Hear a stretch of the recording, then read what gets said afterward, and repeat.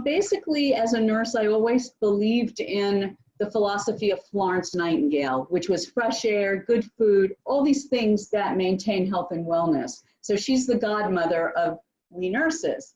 And this past year was actually the year of the nurse, or actually this year is 2020 is the 200th birthday of Florence Nightingale. So it was very appropriate, but our conference got canceled, but that's okay. We are doing what we're supposed to be doing as nurses. We're supposed to be helping people navigate these difficult times. So basically being a holistic nurse and a whole health educator, the frame of that is where we view people as whole people. Most of my experience, ironically enough, was in the operating room where we focused basically, if we were doing a cardiac case, the heart, or if we were doing a kidney case or a urology case.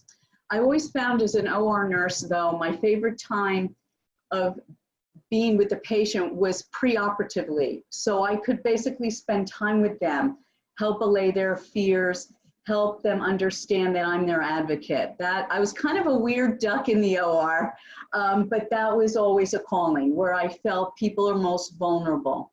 With that being said, nursing in of itself, we subscribe to Florence Nightingale's philosophy, but very often we are not practicing it because we get our head in the game where we're dispensing pills or we're having to rush through on a floor, seeing 50 patients, or that's an exaggeration, 25 patients in an 8-hour shift. And so it's very crazy.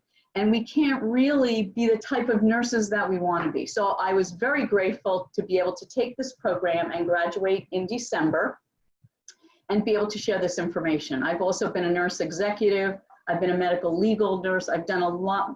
I've taken the road less traveled, but that's my nature. So, but that being said, so basically whole health education looks at the component of health and wellness from a 5-aspect component. Those 5 aspects are our physical aspect, our emotional aspect, our nutritional aspect, our spiritual aspect, and our nutritional aspect. All of those elements help to make us healthy and balanced. Now, supposing we're eating the very best food we can find. We're eating organic, we're fixing great meals, but emotionally, we're very stressed. That affects our digestive system. So we could be putting in the best elements of nutrition, but we're not digesting them properly. Therefore, we're not getting the nutrients. One of the key aspects of this program is interweaving how each of these elements work together. So we all know that, that basically inflammation causes a lot of disorders. It's now been known to cause cardiovascular issues. It can lead to cancer. Inflammation is huge. But one of the things that we need to realize also is inflammation happens when our body is under stress. Cortisol increases, the body responds to stress by exerting more inflammatory chemicals. And so when we're under stress, we really put our body under a lot of duress. This is particularly important with COVID. COVID, that we now know, accentuates the inflammatory process, and our body goes haywire on it. So with that being said, I kind of wanted to share with you, I sit on the faculty of this school that I graduated from as a student learner mentor. So I would like to share with you one of the topics we discussed. And one of those topics was, how are we all coping with COVID from this 5-element component? So what I'd like to share is the fact that, so we have COVID here, and it's affecting all of us on all these levels. One of the levels, of course, is the most obvious, I think, because I do believe emotionally there's so many diseases and what have you, it's driven, that we're isolated now. It's very difficult. People aren't able to get a simple hug from their loved ones, which those hugs help endorphins, help serotonin, make us happy. And we don't have that now. We're basically limited as to how much socialization we can do. Thank goodness for Zoom. And this has created a new opportunity. So that's wonderful. So that's one component, the emotional component. The other component is nutritionally. So we're stuck at home. I don't know about you all, but I went through my baking phase where I was just baking like a wild woman and then giving it away. I was just like, okay, what am I going to do? I'm going to bake, because baking to me or cooking is showing love to people.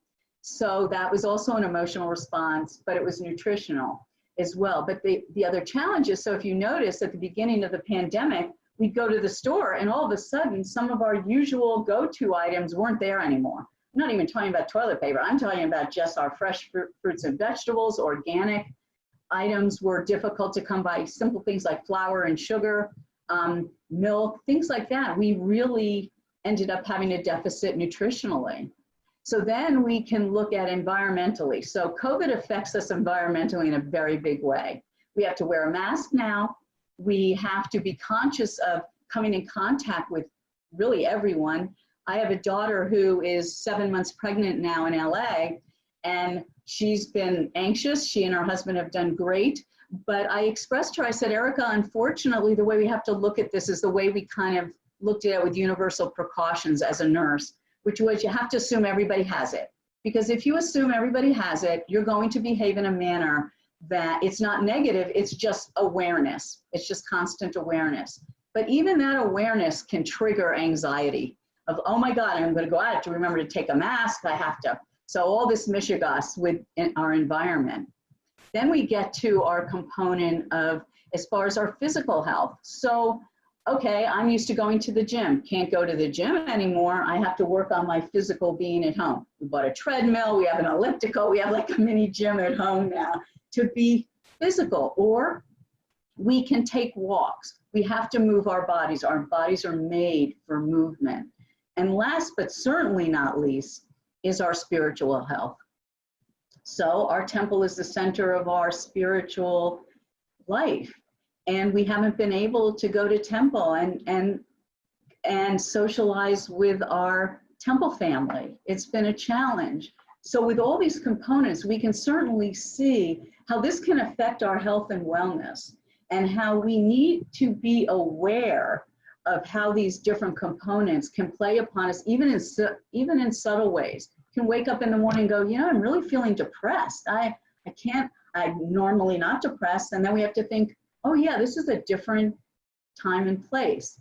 I recall at the beginning of the pandemic, I waffled between this reality, and I used to go, this is so surreal. It feels like that this is just a bad dream that we just need to wake up from, that this couldn't possibly be as bad as it is. So that was in direct conflict between me being a medical person and a scientist, and me having to call into myself going, wait a minute, this is reality, this is real, we need to pay attention to this. Excuse me, I'm gonna take a sip of water.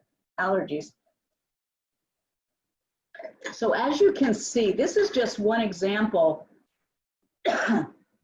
of this education and how it brings forth our awareness that everything that's happening around us has an effect on us. And even things that we may not be paying outward attention to can definitely affect us.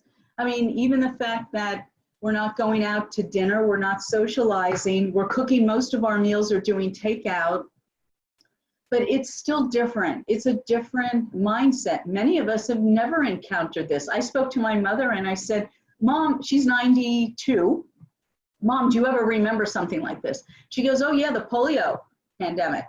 I said, well, what was that like? She said, all the kids were affected. Kids had to stay home. You couldn't have kids go running around. This is different because it's affected all generations. We used to think it was only seniors like ourselves. Not the case now. There's been studies it's affecting young people in a very big way. So with this education, it basically breaks down whatever's going on in our life in a way so it's digestible. I apologize, I'm not used to the dryness. I've been away for a little while. So with this philosophy, what I do with clients is a client comes to me and says, Fern, I want to work on this particular subject.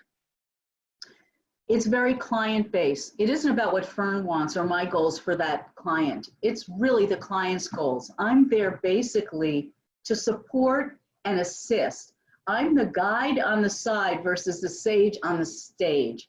And as a nurse, it used to make me feel very uncomfortable when I was put in a position where I had to act like the expert. Because I think the problem with medicine very often is, and I even have this even with my own cardiologist, these discussions, that the patient actually is the expert on their own well-being. If they can tap into who and what they believe and what they need, they can be sharing with the physician instead of the physician dictating, this is what I need you to do, blah, blah, blah, where the patient or the client, it has no input. I think the way our medical system will achieve greater success is when it's a partnership.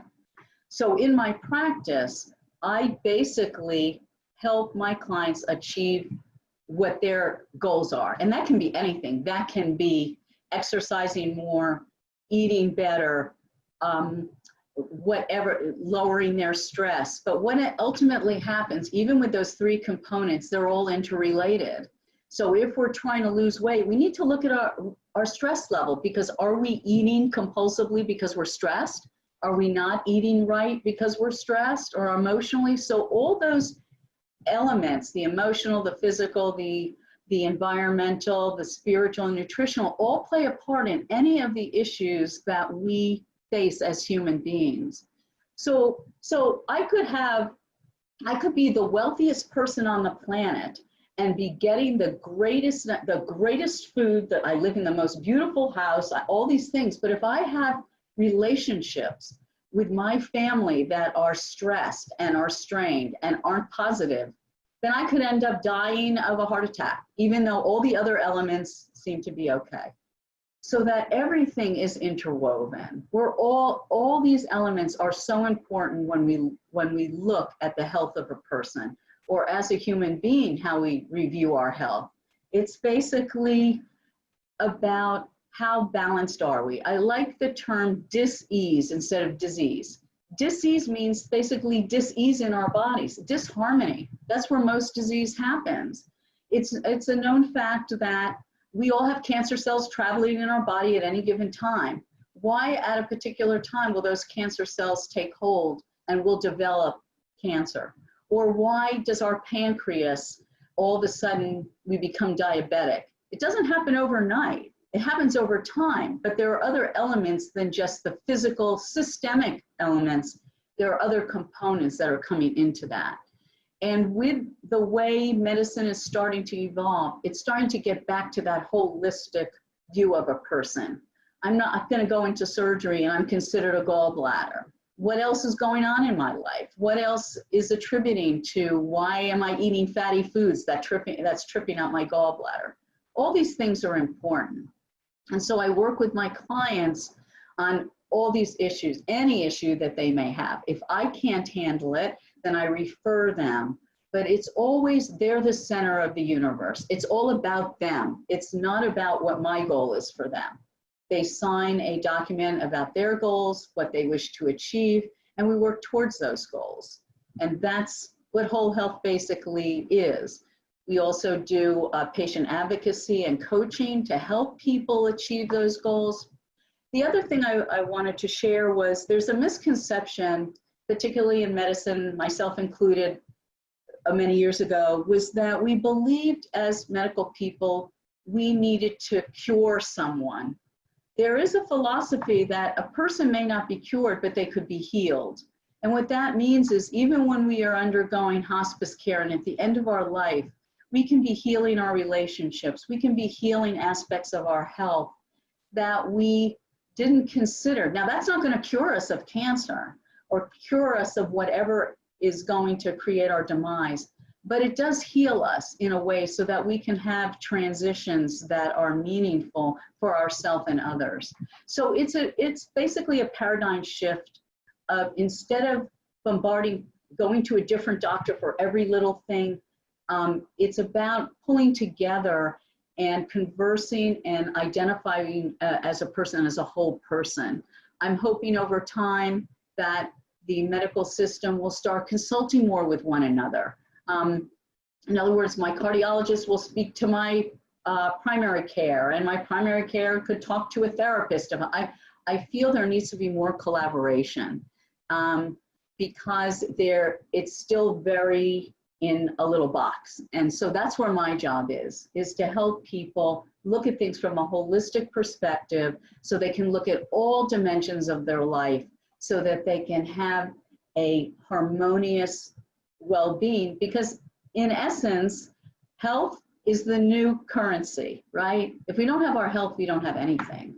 We could have $1 million, we could be living the high life, but if we don't have our health, we have really nothing, right?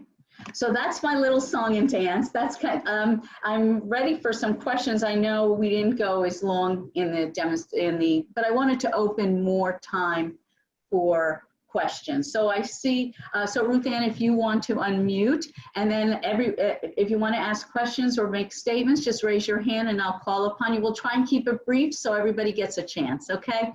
So thank you. Yes, Michael, you raise your hand first, yes? Michael, you're on, we can unmute Ruth Ann. He's unmuting, yeah. You have to unmute yourself though, Michael. Michael, unmute yourself. You have to hit the Michael, little. you unmute yourself. There it Okay, is. can you hear me? Yeah. Yes. Okay. Okay. So Okay, we're going to turn keep it- it brief so everybody has a chance, right? Well, yeah, I just want to mention a couple of things. I'm not going to go into to anything long, but just I'm going to mention that about there's a third topic that's, in my opinion, that's missing from your mental health, physical health. And there's one more thing that's very, very critical that I discovered many, many years ago, and that's one's financial health.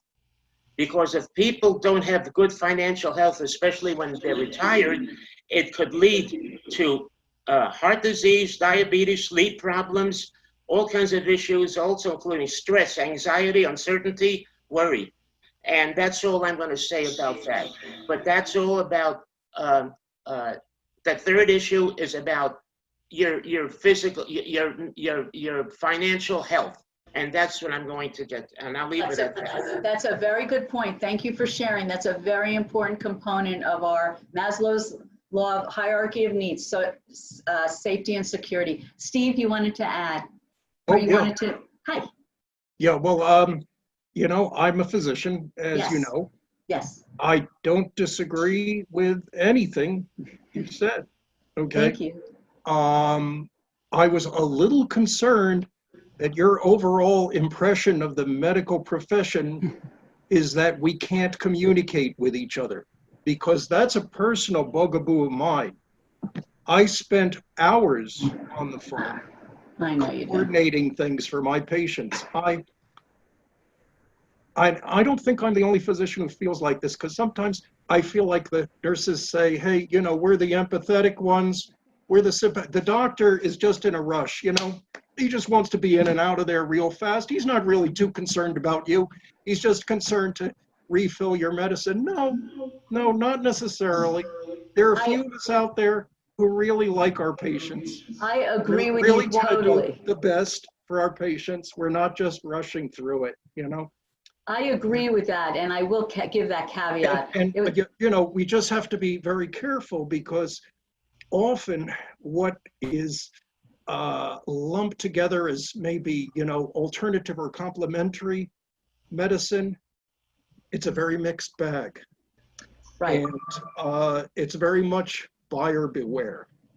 yeah, and I'm not There- advocating. There are some things that are helpful, have been established to be helpful. You know, I actually have a database that I refer to regularly called Natural Health, and that is a database. It's monitored by pharmacists who actually check on the data that supports use of various herbal medicines. And you Yes. know what? Some work, some don't, and Right, some are even harmful.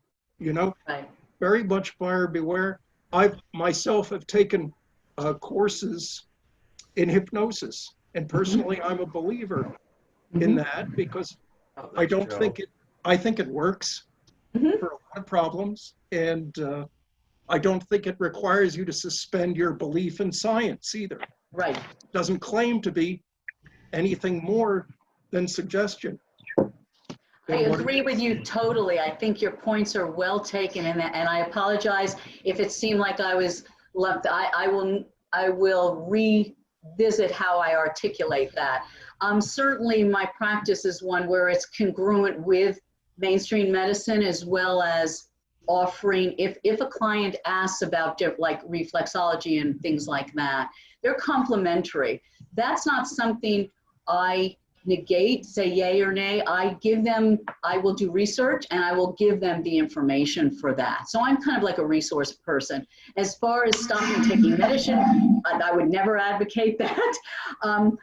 Again, I have a nursing license, so I'm very cautious as to what I say and do. And I appreciate, I know, particularly as a pediatrician, you're working with the whole family. So you really can identify with what I was speaking to about all aspects. So I will temper my lack of enthusiasm for some of the experiences that my clients have had and myself. But there are many physicians I adore. I work with them and I go to them. So thank you, Steve. If I could just add one comment, I'm not negating your observation that doctors don't communicate with each other. That's absolutely correct. And that's a big problem, you know? Yeah, that's and what I I often heard. found myself, for example, you know, I saw that my patients now, it's a general, pretty common practice that patients in the hospital are taken care of by a hospitalist, Yes, not by their personal Yes. doctor. right.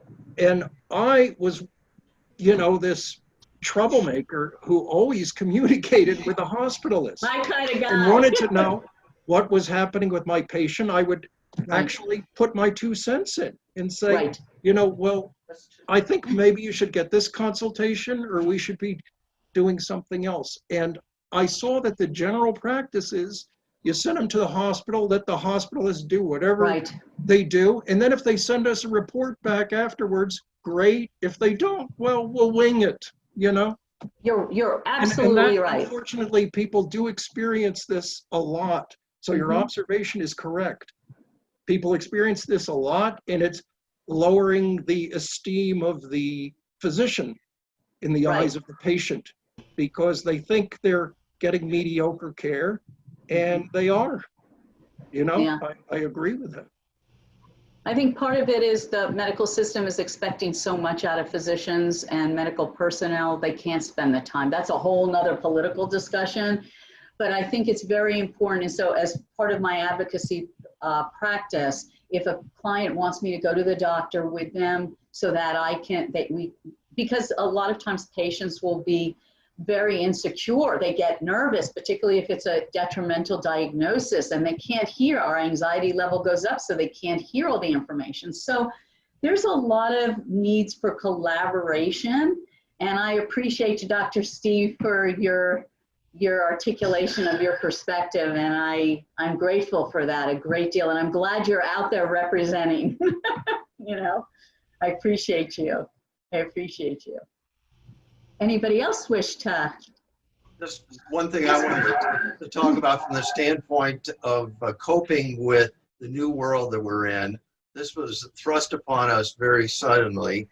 And what I found has worked for me, and maybe it's just the way I've always been brought up, I needed to develop some structure, and I needed to develop a different structure than I had before. There's BC and AC, before COVID and after COVID. And so, you know, I find it's helpful for me to know that I'm going to have certain things I'm going to do either every day or every week or whatever. And the corollary along with that is shut off the damn TV. Don't spend time watching the news all the time, because that just, I felt, you know, you were talking about how it affected you physically. You know, I felt that way early on. Even when I was taking walks after watching the news, I was feeling sort of like, you know, stressing out. So, you know, and everybody is different, but I mean, for me, that was an important aspect to accept. That's taking care of yourself. It's taking care of yourself emotionally and physically that way. It's so multifaceted. The one thing, the silver lining with this I found is that everything's slowed down now, right? So it's never too late to work on ourselves. It's never too late to learn something new. My daughter and her husband, they're pregnant. They're going to raise their daughter bilingual with French and English. So I'm going to refresh on French. I want to be the grandma who speaks French and a little bit of Yiddish too. So, but it's a wonderful opportunity. It's never too late to improve ourselves and our being and our all aspects of ourselves. This is a timeout. It kind of makes me feel like God put us in timeout and said, you need to be quiet and you need to think and you need to maybe reframe about what's important in life. Because up until I stopped working, I was like in the rat race, full on in the rat race.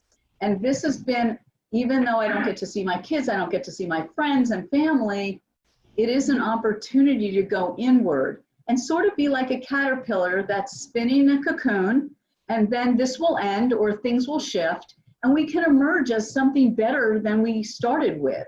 Depends how we look at it, right? Yes. Yes. Me? Yes. I want to address what Mike said, and I can offer this. I've come to accept this, but the time that we have it. Now that we have this, I accept it because there's nothing that I can do. There's really nothing I can do to make it go away. So the way I accepted it is just to go about what I do in my home, because I don't go out unless I take a ride in my car, which I've been doing a lot, and just enjoy that. But when I get home, when I'm home, Mike is lucky because he has music. He has music, and I have a lot of music home, and I'm busy. This gives me a good reason to work diligently on my music, and that's what I do.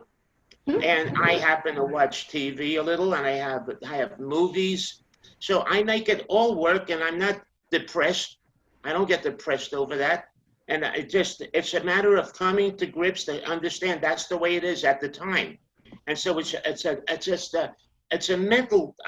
really a mental thing that you got to deal with. And and not to go out of there. Don't say I'm depressed. Don't go there. Just be positive about everything. Whatever you do, just have a positive thought. And that's what I would advise. Not only Mike, but other people that are feeling withdrawn or closed in or anything like that. Just just be reasonable and come to grips. That's the way it is, and you deal with it the best that you can. Anybody else want to add to the discussion? I see people. Yeah. Hey, Miss Marcia. Hi. You put me on I didn't raise my hand, but I'm just trying to think of what you said, how I can be affected by it. So I'm taking notes, and from the notes, I'm going to try to think of maybe there's something different that I've missed in all of this, that I miss now, and I can replace it with something else. That sounds great. That sounds interesting and very, very positive. That's neat. Anybody else? Gary, you got anything? No, I think I what everybody's saying. I think it's important to find ways to stay busy, and they're going to be different ways because of the circumstances we're in, and pretty much folks are saying that. And but I also think what you said, it's a great opportunity to do some things that you probably couldn't or wouldn't do when you're out in the rat race, when you're doing your normal. Now, most of us are mostly retired, and so we have a little more time to ourselves, but we still get pretty tied up with with things, and some of those things we can't do now. So we just need to find replacements for those things that we to do things that we can do. Sounds good. Does anyone have any questions about, I kind of did a very broad overview about the program that I help guide with people. And basically Whole Health Education also talks to demystifying everything. So as a medical person, it's very, like, I can get very technical. So it's been a little bit of an opportunity to kind of take the mystical aspects of medicine in regard to that it's all big words and people don't understand, to try and distill it down to the essence of what we're trying to convey instead of throwing a lot of terminology. But when I work with people, I enjoy the multifaceted aspects, that they can discuss anything, we can explore anything and everything, and it's all about just being our best selves and how to achieve those goals. Well, I think you did a very good job. Yeah, this is good. No, we appreciate it. I mean, it's a side that maybe a lot of people ignore because they're only familiar with the here and now, the tangible, and they don't think about the whole body. And you're right. The big thing is how you can mentally just sort of mess yourself up, or on the other hand, be very satisfied with what you have. I'm going to log on. Yeah. Okay, we have another Zoom we're going to be doing with our grandkids. So Oh, wonderful. I want to thank Enjoy. you, Fern. Yeah, this is, since this started, we have more communication with them in Rhode Island than we ever did before. So. Great. That's Yeah. great. I just have one question, and it's just sort of like, and nobody has an answer. I just wonder, you mentioned about the advent of social media and what we're doing with Zoom, and we have this thing right now. I just wonder, 100 years ago, how people were really coping, and, yeah, maybe they had simpler lives, but how they really, because they were pretty much isolated physically if they were playing the game right, and how they happened to cope with that. And I don't know if there's been any write-ups about that, but I mean, to me, that's a real challenge for those people 100 years ago. And I think there was more extended family. Like, I think part of it is, like, as you said, your kids are away. My kids are just in LA, which is relatively close. But yeah, I think the nuclear family was larger. So you would have grandparents and kids and aunts and uncles, and everybody would be close by, which would be helpful because then you're not feeling, you've got your own little enclave. right. And we've gotten so far from that. Yeah. So it's really, I feel very concerned about people who are very isolated. Yeah. It's there's a whole mental and emotional health challenge with that we're going to see ramifications after this big time. And I'm sure, Steve, you can, we can have a discussion. Thank you. We're logging off now. Take care. Thanks again, Fern. Thank you. And Thank thanks you, for Mike. Dan. Bye, Joyce. Take care. Bye, Mike. Is there Yeah. anybody else? Yes. Yeah. No, before we all disappear, I just wanted to put in a little plug for my program tomorrow. Yes. Anybody who's not doing anything, you're welcome to come. It's going to be on the Jews of Rhodesia. I'm married to one. And what time is that? What time is that, Steve? It's going to be 10 o'clock 10 o'clock. Oh. a.m. And I also want to let everybody else know about two programs that actually Mike doesn't even know about yet. Rabbi Roman is going to be doing something on the 3rd and the 10th to prepare us for the high holidays. On the 3rd, he's just going to, let's see, hold on a second. I've got to look at my calendar here.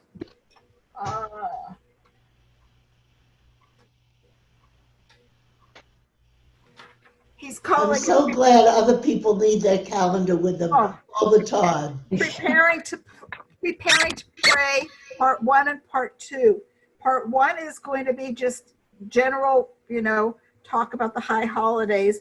And in part 2 is going to be particularly on our prayer book and the changes in the prayer book. So if anybody has not received the prayer book yet, let me know. I can I be got at it. the Pickles if you want to pick one up. We can have them delivered. I mean, you know, it's not a problem. I just need to know. And again, just like everything else, communication is what's lacking. You know, we can send out the information, but if nobody gets back to us, communication is a two-way street in every endeavor. And I gotta Absolutely. say, if it wasn't for COVID or until COVID, I never knew about Zoom, and I never watched a YouTube video in my life. And now I'm getting all this other stuff. So yeah, COVID has not only given us the time, but it's also made it important to learn other things. Yes. And one thing I find very interesting, like we were talking about 100 years ago. I mean, the fact that Spanish flu spread so quickly when people were not as fluid as we are now should really have told people that COVID was really going to spread, because now, you know, you get in a plane and you're someplace in an hour or so. And back then they couldn't do that. Right. So, yeah, we really have to be careful. Could you give us the time of those two sessions Yep. on the 3rd and the 10th? Yeah. 2 o'clock, 2 to 3:15, just like his This previous class. class. Okay, And thank you. then as far as it goes after that, I'm going to kind of lay low. You talked about having schedules and stuff. Well, I was doing really, really well as long as it was boom, boom, boom. And then we started throwing in even more stuff. You're And busy for sure. It wasn't until just a couple weeks ago that I had to write everything down on the calendar. But now we're really getting extremely busy. So yeah, it's interesting. COVID is going to be interesting. It'd be nice to see how the historians write it up.